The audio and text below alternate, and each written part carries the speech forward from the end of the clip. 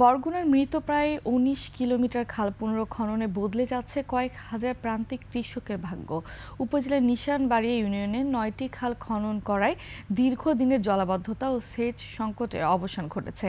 এতে এক ফসলি জমিতে এখন আবাদ হচ্ছে ৩টি ফসল। প্রতিনিধি জয়দেব রায়ের তথ্য, ছবিতে desk report. Lily ultrasoft serum gel, যা গভীর থেকে স্কিনে দেয় ৩ গুণ সিরাম হাইড্রেশন। সিরাম জেল হাইড্রেশনে ব্রাইট থাকো সব সিজনে। বরগুনার তালতলী উপজেলার নিশানবাড়িয়া ইউনিয়নের নলবনিয়া, চিলুমাঝি ও তাঁতিপাড়া সহ ৯টি খাল দীর্ঘদিন পলি জমে ভরাট হয়েছিল, যা একসময়ে পরিণত হয়েছিল সমতলে। বর্ষায় জলাবদ্ধতা আর শুষ্ক মৌসুমে সেচ সংকটে বিপাকে পড়তে হতো স্থানীয় কৃষকদের। তবে সে দৃশ্য এখন অতীত। এলজিইডি ১৯ কিলোমিটার খাল পুনর্খনন করেছে।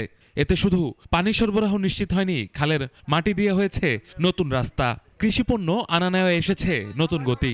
এখন আমরা রবি শস্য দিতে পারি, আমরা ধানে নিয়ে পানি দিতে পারি। ৩০ বছর আগে খাল পাইছি জিয়াউর রহমান থাকতে, আর এই এখন বর্তমান খাল পাইছি, এর আগে কোনো খাল পাই না। ফসলি জমির ২-৩ ফসল আমাকে উঠবে, এখন আশাবাদী। এখন আমরা এই পানি দিয়ে গোসল করতে পারি, রান্না বান্নার কাজ করতে পারি, মিষ্টি পানি ধরে রাখা যায়, এখন আটকাই রাখা হয়েছে, কিন্তু আগে ওইটা পারি না, এখন পারি। নলবনিয়া পানি ব্যবস্থাপনা সমবায় সমিতির মাধ্যমে এই খনন কাজে স্থানীয়দের অংশগ্রহণ ছিল চোখে পড়ার মতো।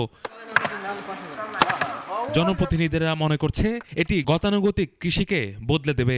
ফসলের যে বিপ্লব, সেটা খাল কাটার জন্য একটা লক্ষ্য করা যায়, এবং আগামীতে একের পর এক যদি এই বিপ্লব ঘটতে থাকবে, মানুষের জীবনযাত্রার মানও পরিবর্তন হতে থাকবে। সংশ্লিষ্টরা জানায় সেচ সুবিধা নিশ্চিত হওয়ায় এখন এক ফসলি জমিতে কয়েকবার আবাদ সম্ভব। এতে প্রান্তিক কৃষকদের কাছে আসবে বাড়তি অর্থ।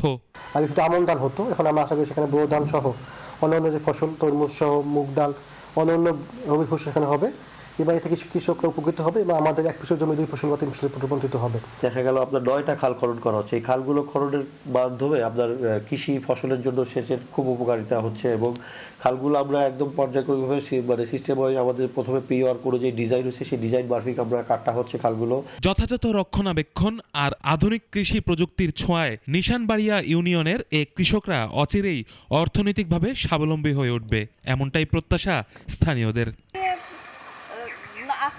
ইউসুফ হাসান নাইম, ২১ টেলিভিশন।